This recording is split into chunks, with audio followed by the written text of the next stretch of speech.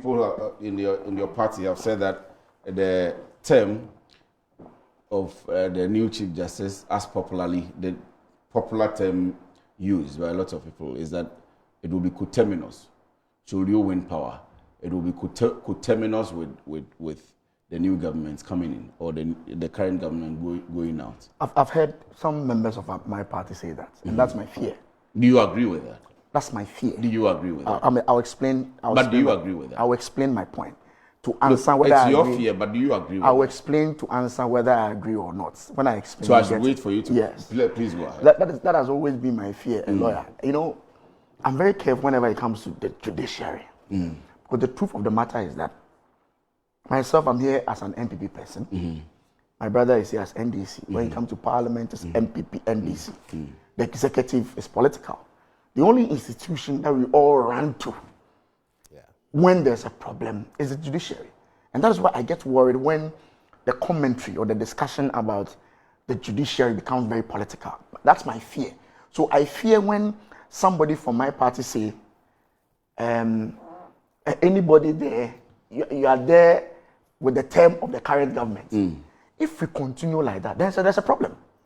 There's a problem. What it means is that MPP comes to power, they'll use every legal means to take the person off.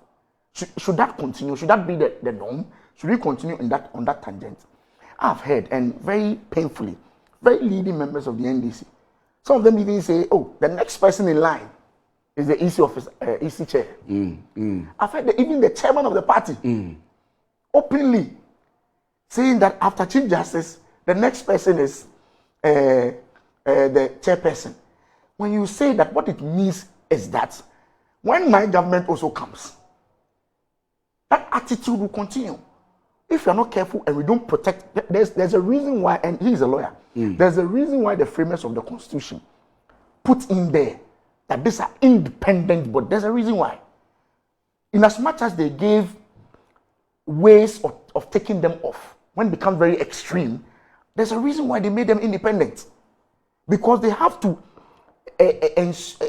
demonstrate a certain character in order to hold the whole system in a balance. Listen, my party, we took off Charlotte Osei. Was not the same Charlotte Osei who declared Nana president. It is. Yeah. It was the same Charlotte Osei. In spite of all the things we said to her about her, she performed her constitutional duty. And after the election, what happened? She had no option but to declare the winner. This current woman, who we have been told by the chairman of the current party saying that she's going to take the woman off, she's the same woman who declared His Excellency John Dramani Mahama president. She swore him in. In fact, she's the same person who said, on the basis of the authority given to by the Constitution, vested in me, I declare His Excellency John Dramani Mahama as president. But it's the same person. This government is saying they want to take it off. So we have to find a way of moving, or I don't know the kind of. We have to be very careful how we deal with these independent bodies. We have to be very, very careful. Listen, as my lawyer said, this is the first time we are taking off a Chief Justice. Yeah. It is not easy. The Chief Justice is the third in command or the second in command. After the President, I'm sure the Vice will come. Yes, then Speaker of Parliament. Then the Chief Justice. So, yes, so the Chief Justice, do you know that if the President and the Vice and the Speaker are not around, the Chief Justice is the President. He's the commander. So it is not an easy or very simple position. You know, so for you to ascend onto that position, it should be out of all this controversy. Listen, all the things I've been hearing about Bafuboni, his person. I'm not sure everybody has talked about his person, his character. Everybody thinks that he's a fine gentleman, a lawyer of so many years of standing. He's moved through the ranks. Everybody's worried about the processes that led to he ascending to that particular position. It was like we took somebody off just to put you there, when indeed he could have been nominated by like any other person to be the Chief Justice. And that is my worry. The minority have raised issues about a case being in court, the former Chief Justice having some cases in court. We've argued that, why don't you relax and wait for, he's a lawyer, maybe he could say more to me. Why don't you relax for the whole processes in courts, both in Ghana and elsewhere, to conclude. I think the Attorney General was asked this question, and he says, "Oh, when the case is concluded and it's in the favor of the Madam Torkornoo, the president will respect it." That's what he said. He said the president will respect the law and remove. Maybe that's why I don't understand. I want to find out what then happens. What if after this whole process, the Madam Torkornoo is exonerated in court? What happens? What happens? Maybe he will help us. What does the Constitution say? At that particular point in time, what processes will trigger? Do we reinstate her? What happens? Or once this one has been sworn in as an independent person, taking him out also goes through some certain processes. What happens? Maybe you assist me. You know, the crafting of the law is an interesting thing when judgments are being given. This will be a gray area. It will be new that, yes, she has cases pending in the court. Yes. But there are two issues when you have cases pending in the court. Should that be the position that let's finish the cases before a Chief Justice is appointed? That means that any person, any litigant can go to court and file something and say, I have an issue, so stop, the system should be stopped, right? And whilst it's a public duty, it's a constitutional duty, you cannot leave it and say that until this is fulfilled. That's one position. So now, that's why we're saying that irrespective of the fact that you have processes pending, if your rights have been vindicated by the courts, what the courts will pronounce, there will always be a workable solution to that. Maybe once you've lost the position, you've been removed for a stated misbehavior or misconduct, right?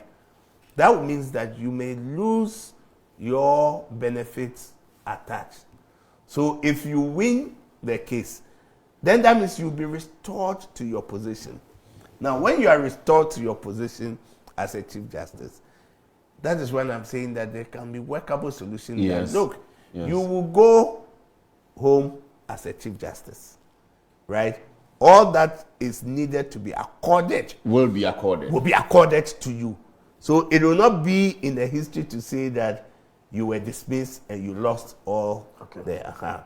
So I'm sure there are ways. Not be restored to you may not be restored to sit on as a Chief Justice. But you will be recognized. You'll be recognized and said that, look, you were the Chief Justice of the state. But is that what she's fighting for? But now, you see, now, fortunately for her, I'm sure she has some years. She has some luxury of years. I think about 8 or 7 years to go, right?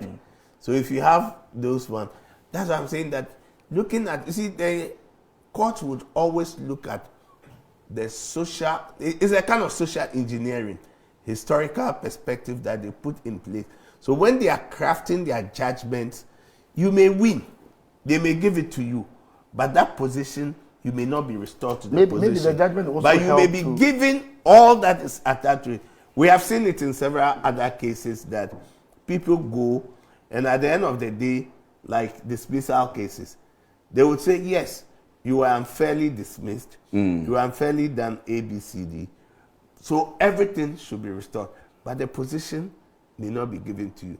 That does not mean that you've not been recognized. So I'm sure that once the cases they go through, and we've had all this, it's a learning curve for all of us. And I'm sure that, you see, one thing I get surprised sometimes is that the judges, before they come out with a judgment, the way they weave it, the way they craft it, most of those judgments stands the test of time. Today, you think it is against me. You are not happy with it.